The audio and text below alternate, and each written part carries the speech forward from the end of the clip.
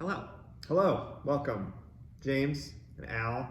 We're going to talk about the final design, how we arrived at our current iteration, our successful solution for rolling multiple dice as one die and returning results around a curve. So last time we had talked about how we tried to calculate the probability that the faces would land based on surface area, and it looked like it was going to work for one of the sizes. It didn't end up working.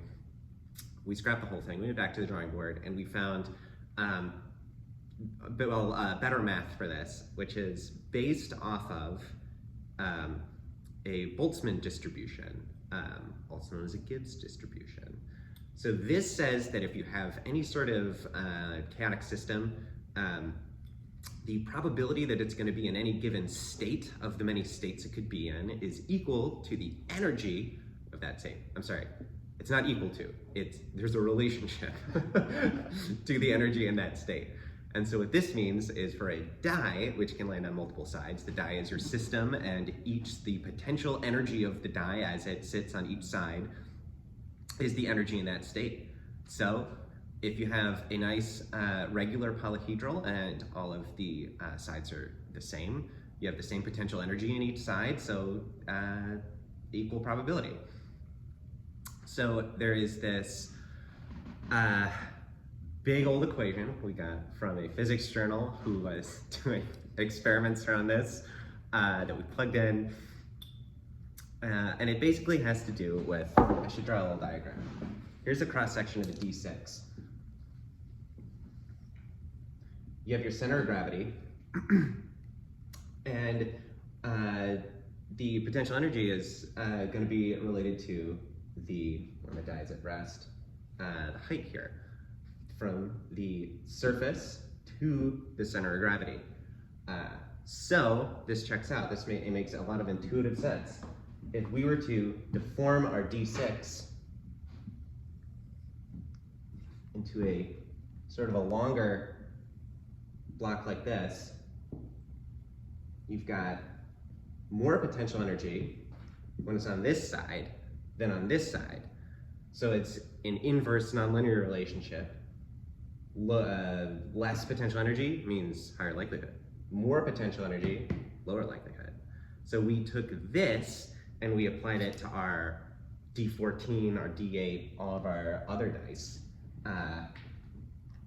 And we started deforming them, watching closely to make sure that we didn't change the center of gravity and that we could calculate the height of the face to the surface. And that's where we're at. Yeah, and then the trick being, though, is that once you have that equation and that math happening, we still need to make it into a real object. And the challenge with real objects is that all your sides have to touch.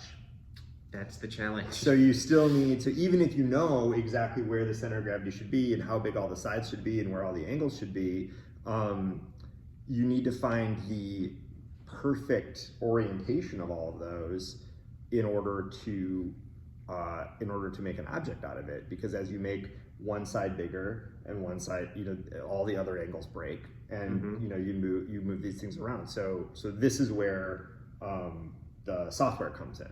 Yeah, so this is where we had to write a piece of software that would track the vertice, the corner, every corner on a shape, give us individual control, and deform it all uniformly, not uniformly, but symmetrically. Symmetrically is important.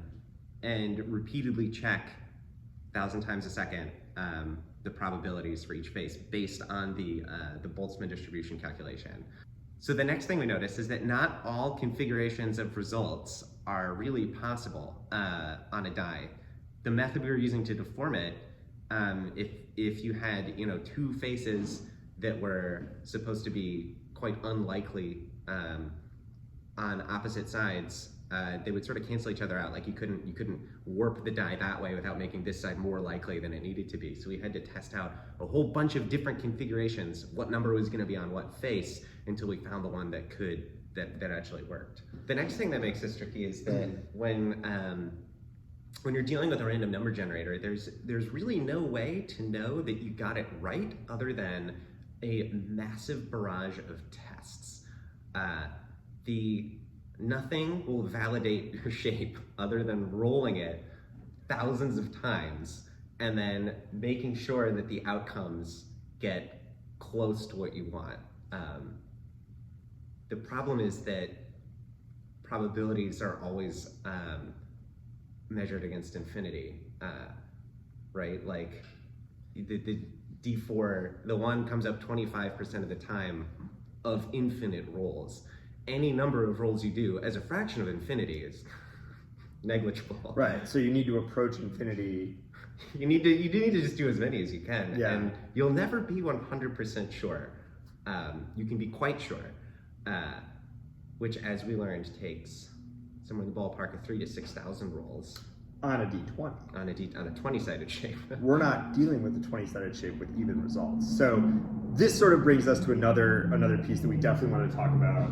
So our supreme and superior die have results in the 0.00009 occurrences. Is it 4 O's or 5 O's? It's a lot of O's. It comes up about once every million rolls, right? That's not that it comes up a million times more than the most likely result, because the most likely result comes up 1 in 30,000 rolls or something like that. So it comes up about 150,000 times more than the most likely roll, or about 1 in a million rolls. So if you have to roll a d20, which each result will come up 5% of the time. 5% of the time, once every 20 rolls, 7,000 times to get a good idea that you've overcome randomness at this point.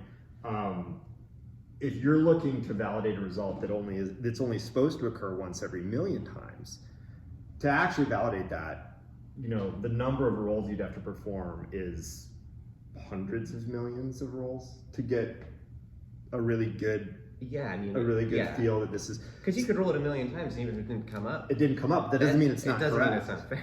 Doesn't mean it's not hitting it right on. Or if it comes up once in the first 10 rolls. Yeah. You have to roll it another 999,000 times to know that it's not too often. Right. So this is where, for our bigger dice, the roll testing, like we're not going to do 300 million rolls. So what we're doing is we're calling, when we make these bigger curves, these bottom sides that are essentially never. These are going to be accurate enough for fun, for our purpose, they are technically possible. You can get those results. They will be technically possible. They will be technically possible. You will likely never see one, because you likely never would see one. And it'll be close enough for our purposes, which are rolling healing potions and Dungeons and Dragons. This level of accuracy is far above any manufacturing process. Even casino dice are not going to fall, in the 0.00 that level of manufacturing tolerances, because we will talk about this in another video, a separate video, about the sorts of things that affect rolling dice, many of which have nothing to do with your die itself or the manufacturer of your die. So creating a die with 0.00000 significant figures worth of accuracy just sort of isn't possible, because if someone rolls that on a different surface or in a different air pressure, it's going to throw it off more than your manufacturing is going to. We would really love any discussion on this. If y'all have questions, throw them on the Kickstarter. I'll leave comments open on the YouTube videos as well. TLDR, current final execution of this is based on the Boltzmann Gibbs distribution. And so our shapes are based on calculating the potential energy in an object at any given state, and then manipulating that by moving those sides around and angles around. So yeah, potential energy, that was the answer. Yeah, that was it. That was it all along. Easy.